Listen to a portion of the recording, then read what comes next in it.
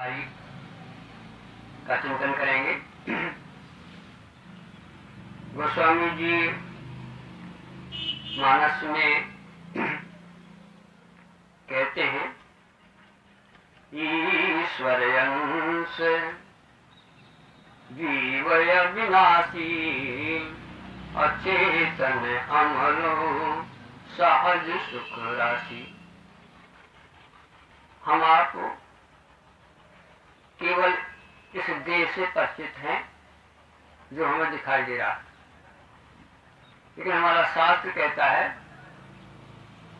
कि और अंदर प्रवेश करो, उसको जानो जो इसको देख रहा। वो क्या है? उसका नाम है ईश्वर अंश जीव अविनाशी, चेतन अमल सहज सुख राशि। बता रहे हैं जो उसके अंदर विराजमान है वो परमात्मा का अंश है।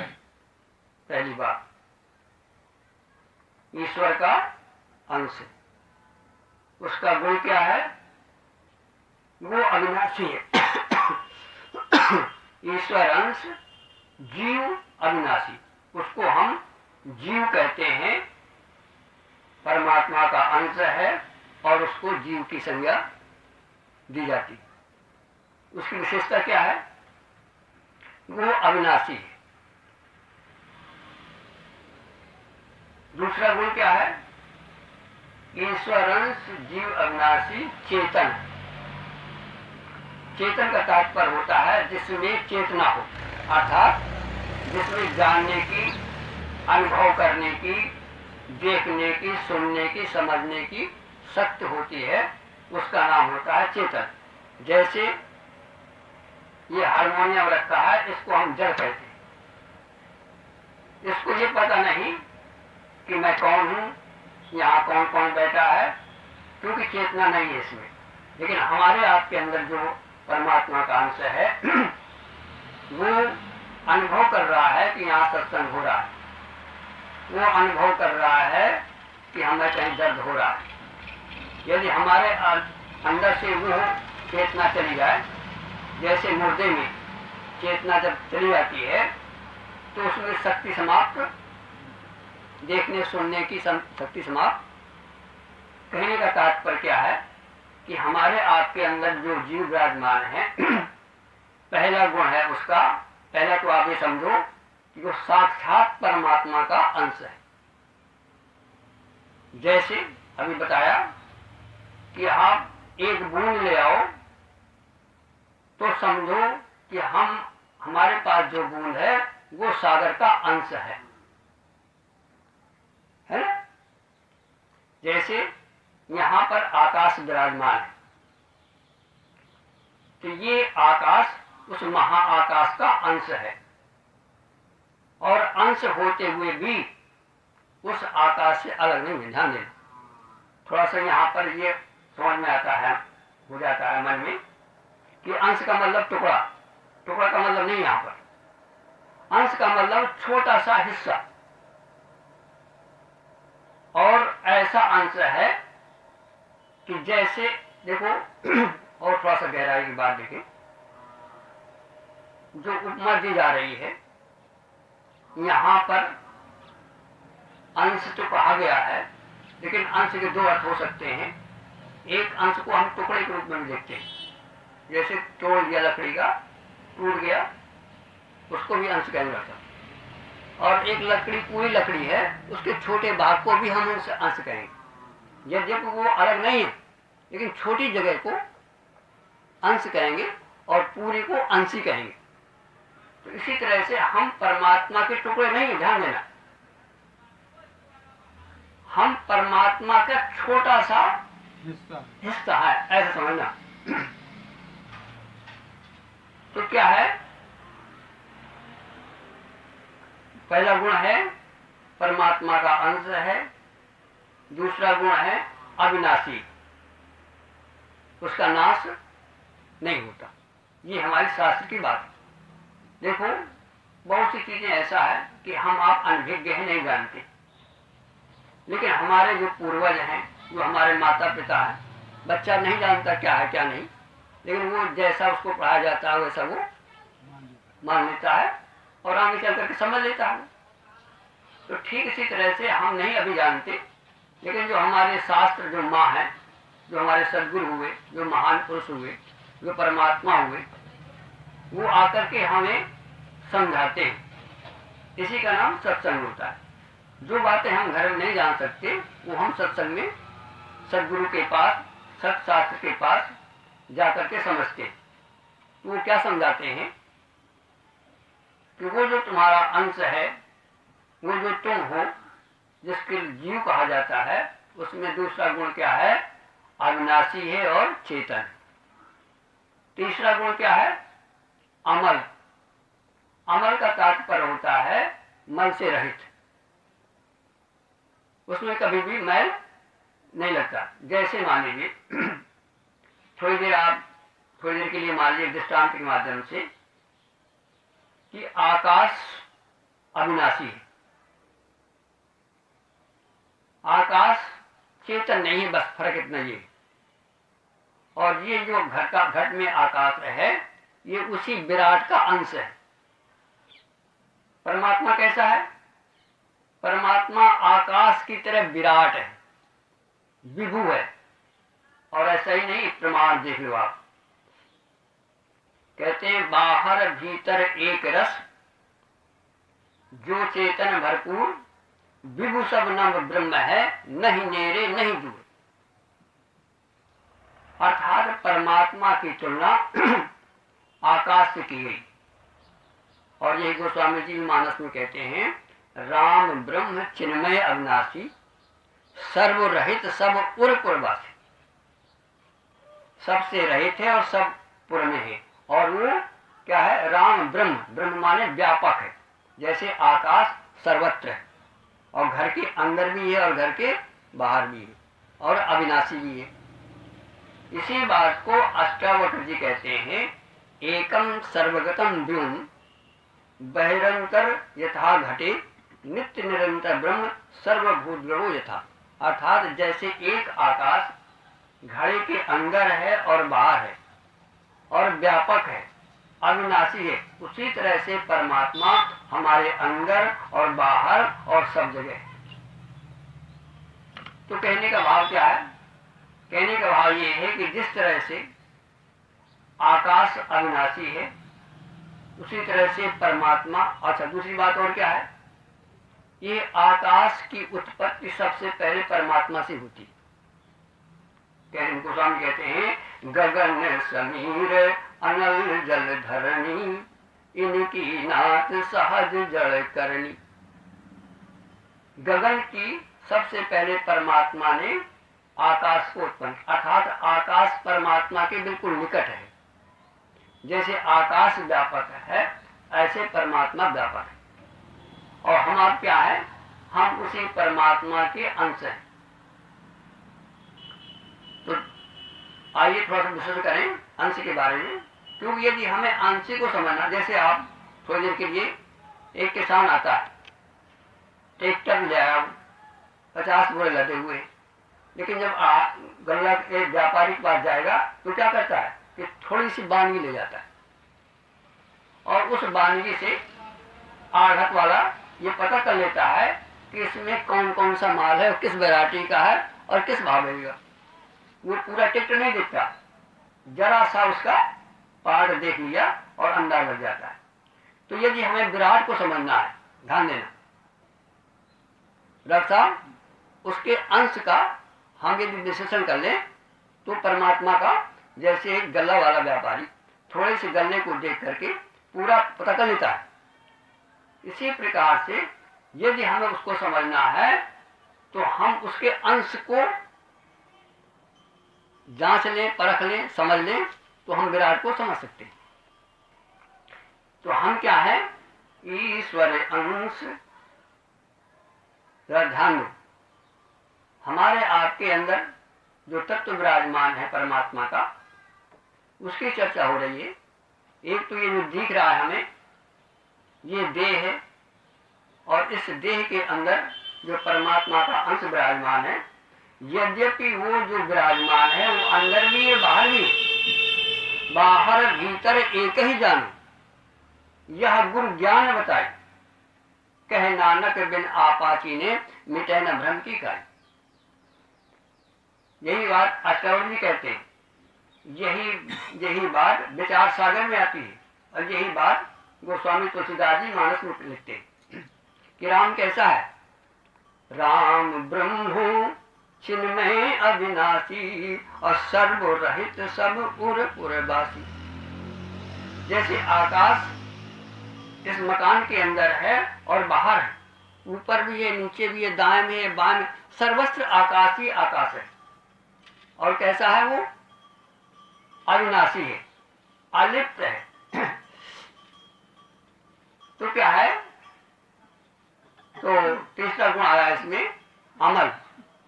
अमल का तात्पर्य है वो, जैसे आप आकाश में कोई भी आप रंग फेंको तो क्या रंग लग जाएगा आकाश को? आकाश निर्मल है, आकाश अलिप्त है। इसी प्रकार से जो हम आत्मा है या जो हमारा परमात्मा का अंश है वो अमल है, मल से वहां कोई मल नहीं है और वो अलिप्त है, अविनाशी है और चेतन है। ईश्वर अंश, जीव अविनाशी, चेतन अमल और सहज सुख राशि। अर्थात जैसे शक्कर सहज मीठी होती है, उसको किसी मिठाई की आवश्यकता नहीं तो मुझे दे दो मीठा पर, बल्कि शक्कर से ही कोई चाहे जितनी मिठाई बना ले, शक्कर स्वतः मीठा है। ऐसे हमारा जो आत्मा है या हम आत्मा है या जो परमात्मा का अंश हमारे आपके अंदर विराजमान है, वो गोस्वामी जी कहते हैं वो सहज ही सुख का है। जैसे शक्कर सहज ही मीठा होता है, ऐसे हमारा आत्मा जो हमारा जो स्वरूप है, जो परमात्मा का अंश है, जो इस देह में विराजमान है, वो कहते हैं सहज ही सुख है उसमें। तो आप ध्यान दो, 4 गुण बताए गए, अविनाशी, चेतन, अमल, सहज, सुख राशि। तो विषय ये है कि हम आप केवल देह से परिचित हैं और हमारा शास्त्र, हमारे गुरु, हमारे सदग्रंथ वो हमें इससे उठ करके जो इसके अंदर विराजमान है, जो वास्तव में हम हैं, वो जीव के बारे में हमें आपको इंडिकेट कर रहे हैं कि उसको भी समझो, इसी को ना सब कुछ मान लो। इसका धर्म आप जानते हैं कि लड़कपन से जवानी होती है, बुढ़ापा होता है, लेकिन जीव में न वहां लड़कपन है, न वहां जवानी है, न वहां बुढ़ापा है, न मृत्यु है। ध्यान देना। और इसमें लड़कपन है, जवानी है, बुढ़ापा है और मृत्यु है, और इसके बाद इसके जो 5 तत्व हैं ये सभी जगह मिल चले जाते हैं, इसका विनाश हो जाता है। लेकिन वो जो जीव है, आपने देखा होगा जब मृत्यु आती है तो हिचकी आया करती है, तो इसका मतलब क्या है, जो उसके अंदर जो विराजमान है वो निकल रहा है और वो निकल करके दूसरे शरीर में प्रवेश कर जाता है। तो उसका चक्र कहते हैं आकर 4,84,000 अजोनि भ्रमत या जीव अविनाशी। अब आप मुझे कह सकते हैं कि आपने देखा क्या? हमने नहीं देखा, लेकिन हमारे शास्त्र ने देखा है, हमारे ऋषियों ने देखा है, हमारे परमात्मा ने जो हमको यहाँ पर पैदा करता है और यहाँ पर भेजता है और सत्संग देता है। बिनु सत्संग विवेक न होई, इसको आप अक्षर से बिल्कुल सही मान, इसमें कोई भी दो राय नहीं। पहले मानना ही जरूरी है, इसके बाद फिर जानना हो जाएगा। तो हमें करना क्या है, हमें इससे उठ करके उस जीवपने में आना है, उसका बार बार चिंतन करना है। जैसे हम आप शरीर के बारे में सोचते हैं, शरीर को कपड़ा पहनाते हैं, शरीर को साफ करते हैं, शरीर को लड़कपन से जवानी देखते हैं, जवानी से बुढ़ापा देखते हैं और बुढ़ापा से मृत्यु देखते हैं। हमारा जीवन 24 घंटे इसी में जा रहा है, लेकिन इसके अंदर जो विराजमान है उस पर नहीं जा रहा। तो दो स्तर हो गए, शरीर हो गया और शरीर में रहने वाला जीव हो गया। अब आइए तीसरा स्तर क्या है। इसमें एक और है जिसके बारे में हम बिल्कुल अज्ञान हैं। हमें यहां तक तो कुछ समझ में आता है, इसके बाद इसमें एक और है, उसका नाम है साक्षी या उसका नाम है परमात्मा। ये हो गया जीव, और इस जीव के आने जाने को, जीव के सोने जागने को, सपने को देखने को जो जानता रहता है उसका नाम है परमात्मा। जैसे ये मकान है, ध्यान देना, और मकान में रहने वाले हम हो गए ना हो गए। अब इसमें एक और तत्व विराजमान है जो इस सारी क्रिया को, हमारे रहने को, हमारे जाने को, हमारे सोने को, हमारे बुरे कर्म को, हमारे अच्छे कर्म को, हमारे मन को, हमारे बुद्धि को सदैव वो विराजमान होकर के देखता रहता है कि ये क्या सोच रहा है, ये कहां जा रहा है, वो क्या है। जैसे ध्यान देना,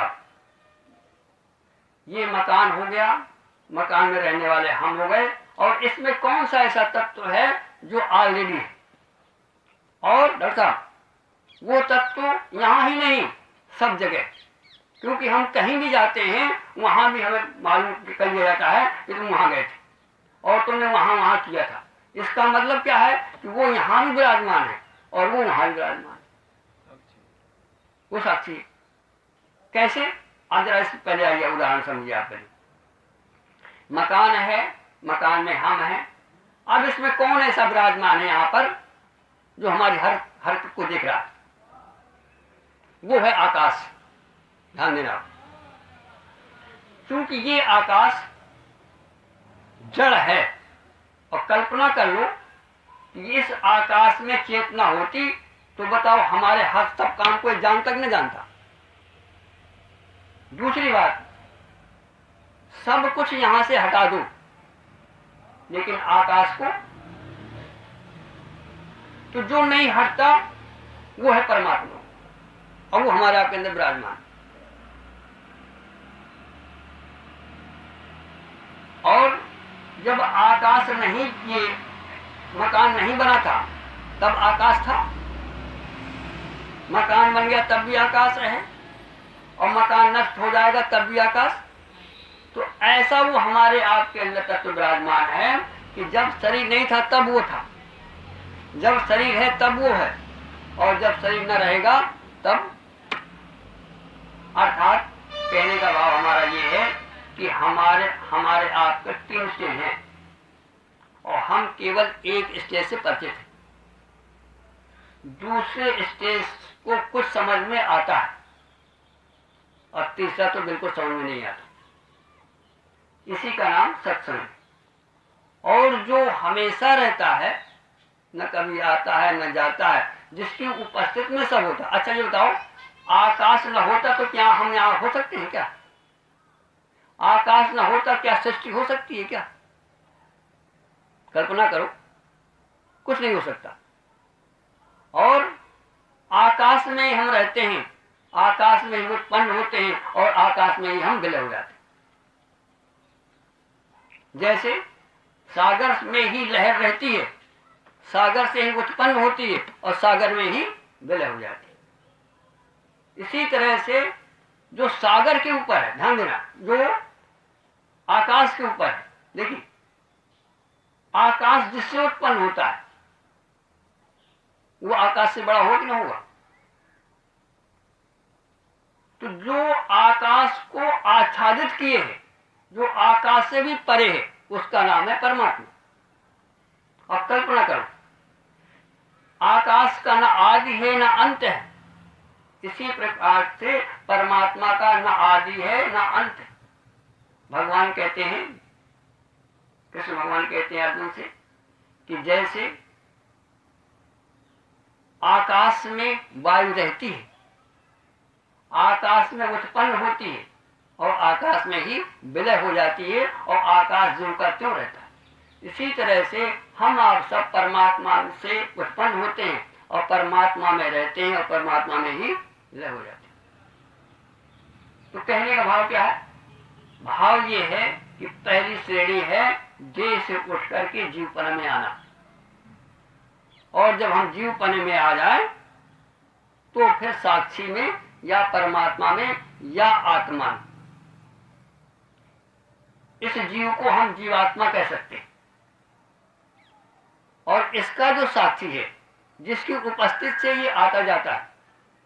अच्छा देखो, हम यहां से कानपुर गए तो आकाश वहां विराजमान, आप लंदन अमेरिका चले जाओ वहां विराजमान। इसी प्रकार से हम कहीं भी जाएं वो परमात्मा हमारे साथ में बराबर रहता है। तो हमें करना क्या है, विषय क्या यहाँ चल रहा है कि हमें इससे उठ करके एक चौपाई को हृदयगम करना है। अब गोस्वामी जी कहते हैं कि सारी मानस को तुम याद नहीं कर सकते, लेकिन कुछ ऐसी चौपाइयों को सतपंच चौपाई मनोहर जान जो नर उर धर। कौन सी चौपाई? मनोहर। मनोहर का मतलब क्या है? एक तो सुंदर होता है, दूसरा होता है मनोहर, मन का जिसमें विलय हो जाए।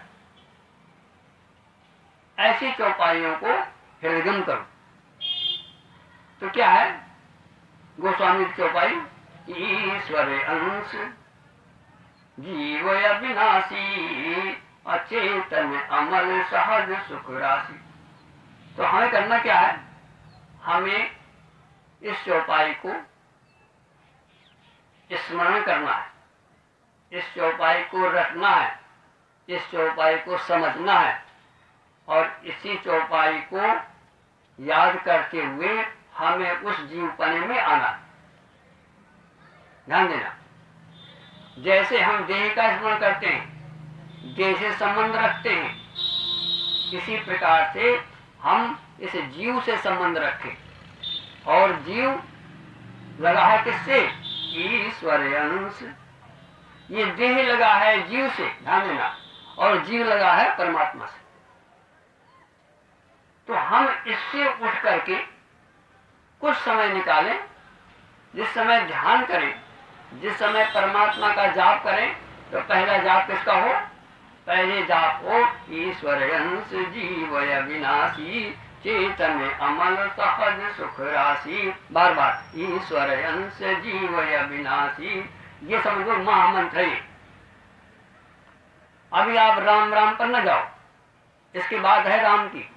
पहले हम देह से उठ करके पहले जीव में आए, और जैसे भी आप आ जाएं, देखिए हमारी वृत्ति सुबह से उठ करके शाम तक इस संसार में रमण करती, और जब हम सोते हैं तो यहाँ से वृत्ति हट करके हमारे सपने में चली जाती, जाती नहीं जाती। इसका मतलब क्या है कि हमारी वृत्ति घूमती। तो अब हमें कहाँ घुमाना है? अभी तक हमने देह में घुमाया, अभी तक हमने संसार में घुमाया, अब क्या करना है? अब हमें घुमाना है ईश्वर अंश जीव अविनाशी अचेतन अमल सहज सुख राशि।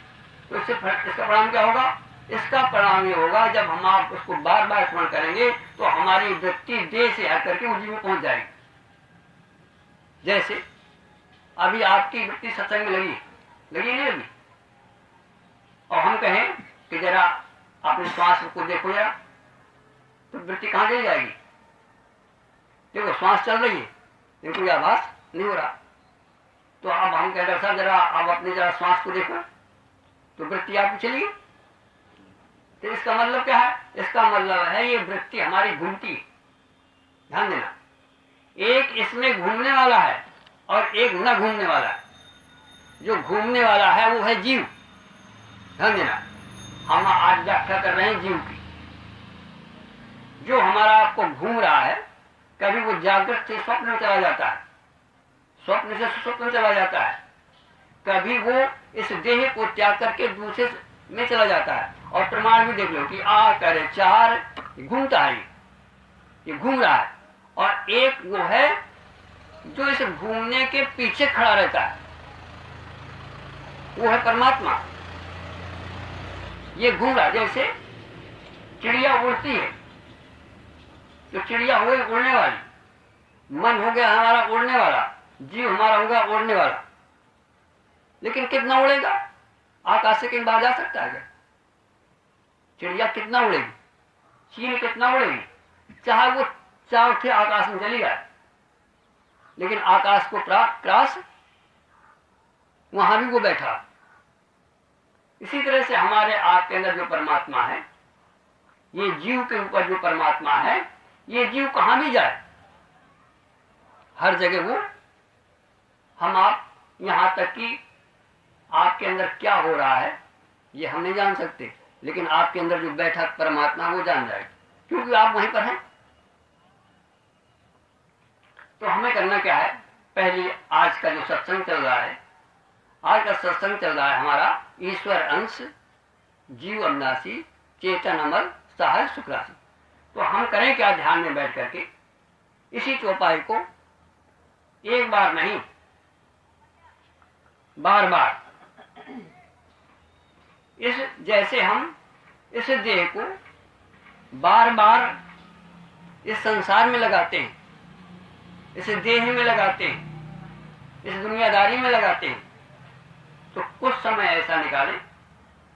क्योंकि देखो, और दूसरी बात है, यदि हम आप ऐसा नहीं करते तो समझो कि हम में और जानवर में कोई अंतर नहीं।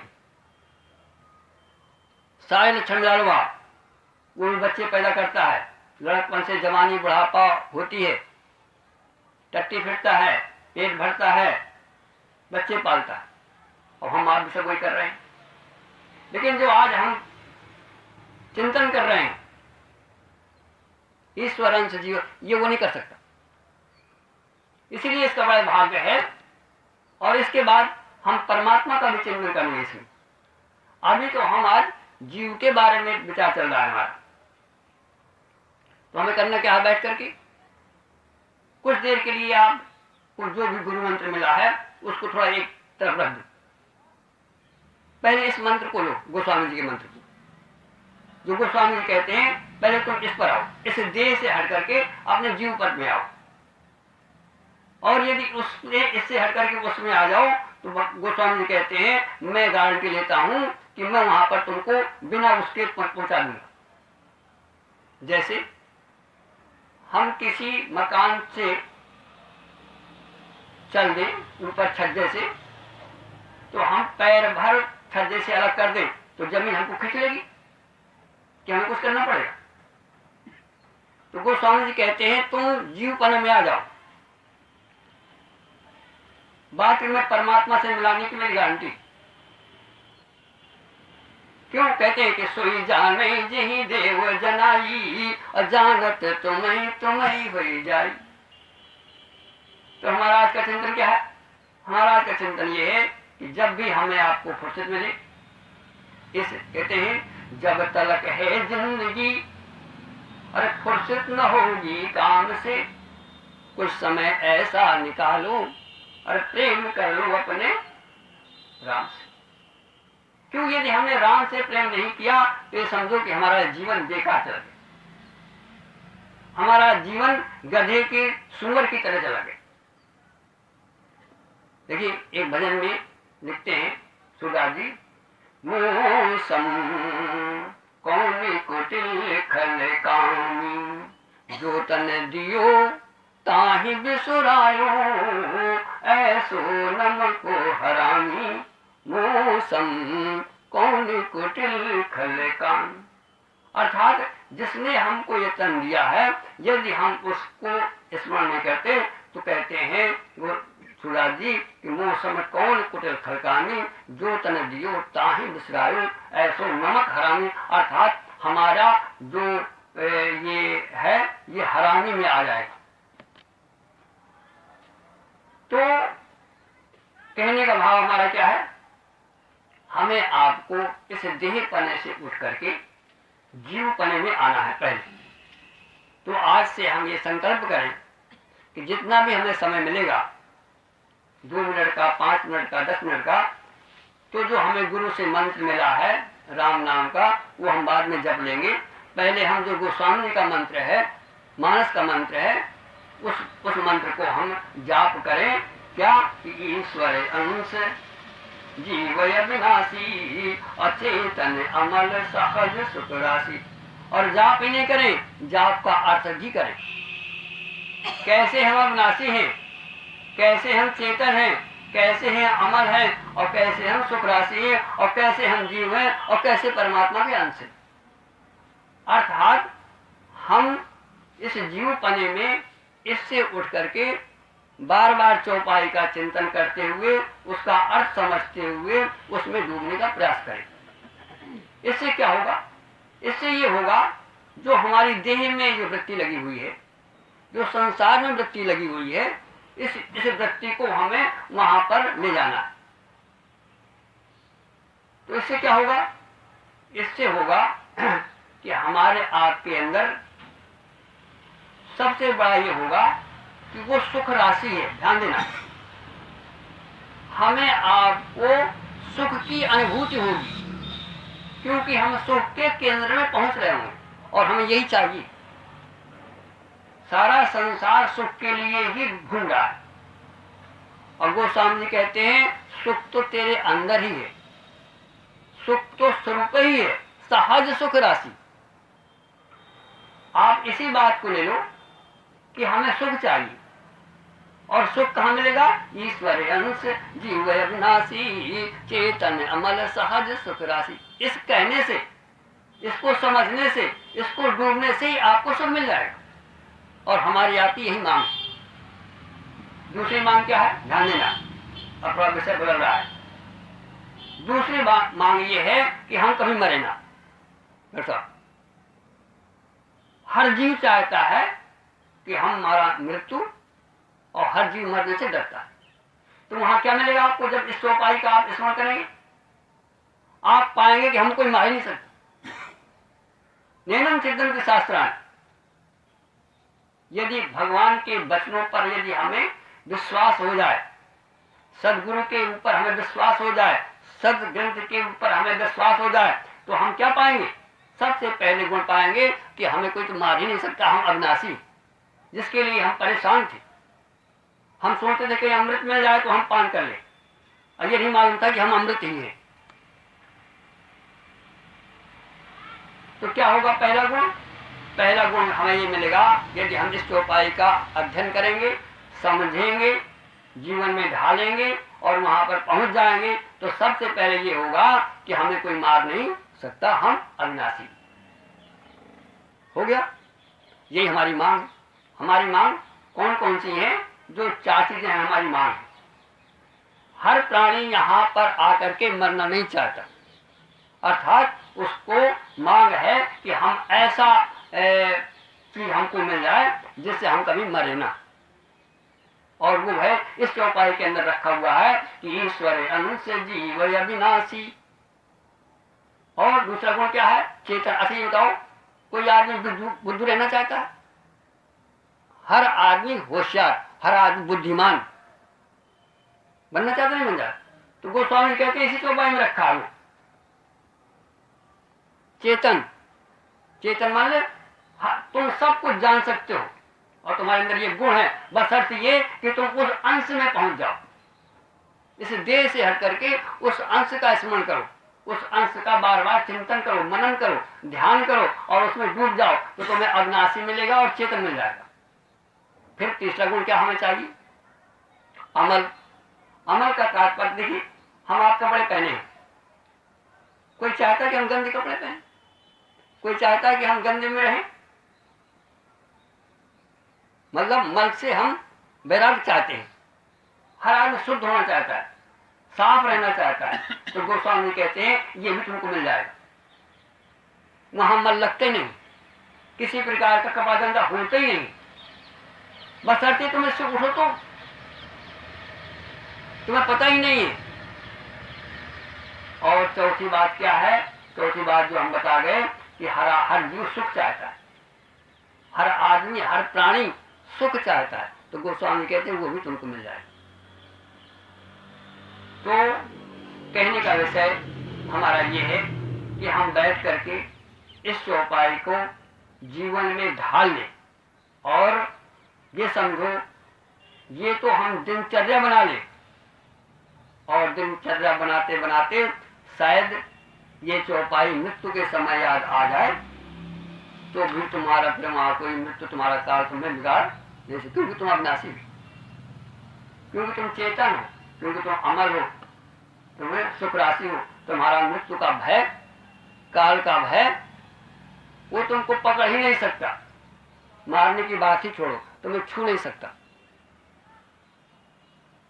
तो कहने का भाव आज के सत्संग का ये है कि हम देह से उठ करके शास्त्र की बात को मान करके उसका चिंतन मनन करें, ध्यान करें, स्मरण करें और उसमें डूबे और इन चार चीजों का हम जीवन में अनुभव करें। ईश्वर अंश, जीव अविनाशी, चेतन अमर, सहज सुख राशि। और जब ये पूर्ण हो जाए, जब ये चारों चीजें हमको प्राप्त हो जाए, अर्थात हमारी देह से वृत्ति चली जाए और उसका अनुभव होने लगे, तो इसके बाद आप देखेंगे कि ये आकाश अपने में आ जाए, ये आकाश जो हमारे घर के अंदर है ये परमात्मा का अंश है। और यदि अपने महिमा में ये आ जाए कि जो कुछ भी यहाँ पर है उससे कोई मेरा लेना देना नहीं है, मैं तो आकाश हूँ, तो ये आकाश उस विराट से जुड़ा हुआ है कि नहीं? जो महान आकाश, जो सारे ब्रह्मांड में आकाश है, वो है कि नहीं? उस आकाश में इस आकाश में क्या अंतर है? बशर्ते ये अपने महिमा में आ जाए। इसी प्रकार से जीव यदि अपने महिमा में आ जाए तो वो जो जीव बैठा है वो साक्षात परमात्मा का ही अंश है। ईश्वर अंश, जीव अविनाशी, चेतन अमर। लेकिन है क्या, बात क्या है, क्यों नहीं समझ में आता, क्यों नहीं उसको भ्रमण कर पाते? तो गोस्वामी कहते हैं कि सो माया बस है तो ऐसा, सो माया बस भयऊ गोसाई और बंध्यो कीर मरकट की नाई। ये जो हमारे ऊपर सब लगा हुआ है, इस आकाश में जो ये मकान बना हुआ है, इस आकाश के अंदर जो सामान रखा हुआ है, यही सब माया है।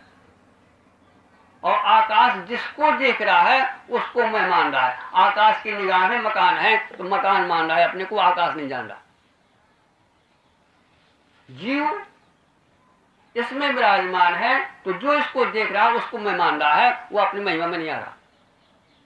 और शायद महिमा में आ जाए तो आकाश अलिप्त है कि नहीं, आकाश व्यापक है कि नहीं, आकाश अविनाशी है कि नहीं। बस आकाश में ये है कि चेतना नहीं है। लेकिन हमारे आपके अंदर जो परमात्मा है, दूसरी चौपाई मिलती है राम ब्रह्म। अब इसके ऊपर उठिए आप जीव से, राम ब्रह्म क्या है, चिन्मय अविनाशी असर्वरहित सर्वपुर। वही आकाश सबके अंदर है। देखो जो आकाश यहाँ पर है वही आपके अंदर है, वही तुम्हारे घर में, वही इनके घर में, वही घर में, वही इनके घर में है कि सब एक ही आकाश है कि अलग अलग है? ऐसे हमारे घर में जो परमात्मा विराजमान है वो आपके अंदर, वो इनके अंदर, वो इनके अंदर, वो इनके अंदर, वो इनके। लेकिन इसमें जो घर में जो सामान है, ध्यान देना आप, घर में जो सामान है, घर है, हमारा घर आपका घर अलग अलग, ध्यान देना। हमारे घर के कमरे में आपके कमरे में अंतर है, हमारे घर के सामान में आपके घर के सामान में अंतर है। लेकिन बताओ आकाश में क्या अंतर है? तो इसी तरह से हमारे आपके अंदर जो परमात्मा का अंश विराजमान है या परमात्मा विराजमान है, जय जय अविनाशी सब घटवासी और व्यापक परमा, तो जो हमारे आपके अंदर साक्षी विराजमान है, साक्षी के रूप में परमात्मा विराजमान है, वही परमात्मा का स्वरूप है। पहले हम अपने ये आकाश, अपने आकाशपन में घट में जो आकाश है, पहले वो आकाशपन में आए और फिर वो देखेगा कि यही आकाश, मैं ही आकाश सब घटों में, मेरे में ही सूर्य है, मेरे में ही चंद्र है, मेरे में ही 3 लोक है और मेरे में सारा ब्रह्मांड है। यही भगवान कृष्ण कहते हैं कि अर्जुन मेरा स्वरूप क्या है, सारी सृष्टि मेरे एक अंश से उत्पन्न हो रही है, सब कुछ मेरे में समाया हुआ है। बस अर्थ कब जब हम देह से उठ करके जीव में आए और जीव से उठ करके फिर उस ब्रह्म में आए। वो वृंदावन बिहारी लाल की। आज के हमें सत्संग से हमें ये ज्ञान होता है, सदगुरु के माध्यम से, सत्शास्त्र के माध्यम से, श्री रामचरितमानस के माध्यम से, कि हम अपने इस देह भाव से उठ करके जीव भाव में आए और जीव भाव से उठ करके हम अपने ब्रह्मपन में आए। बोलो वृंदावन बिहारी लाल की। इसलिए श्री कृष्ण गोविंद हरे मुरारे, हे नाथ नारायण वासुदेव। श्री कृष्ण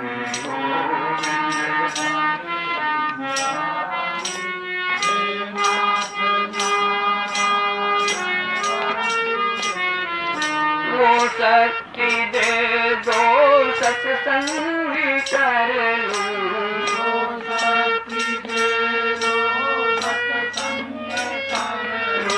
अपने हृदय में सद्भाव भर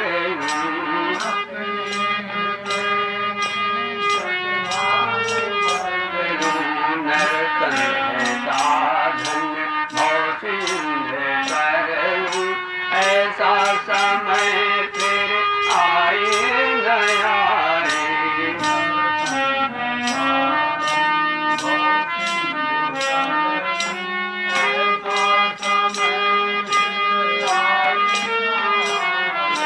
ऐसा जगा दो फिर सो न जाऊं,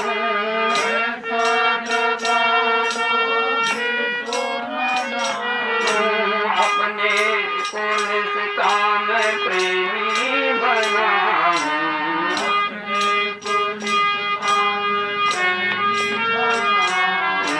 मैं तुमको चाहूं और तुमको पाऊं, संसार का भय कुछ रह न जाए, मैं तुमको चाहूं और तुमको पाऊं, संसार का भय कुछ रह न जाए। श्री कृष्ण गोविंद हरे मुरारी, हे नाथ नारायण वासुदेव।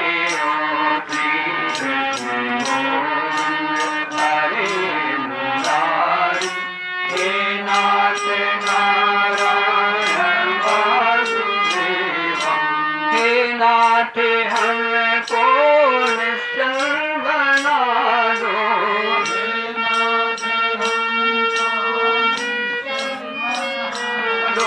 हे नाथ हमको निश्चल बना दो,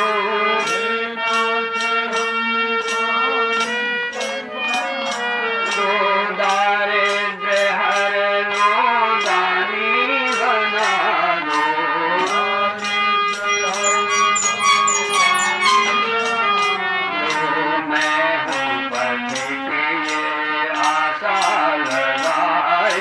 आनंद में ज्ञानी बना दो, मैं हूँ पद के लिए आशा लगाई, आनंद में ज्ञानी बना दो। श्री कृष्ण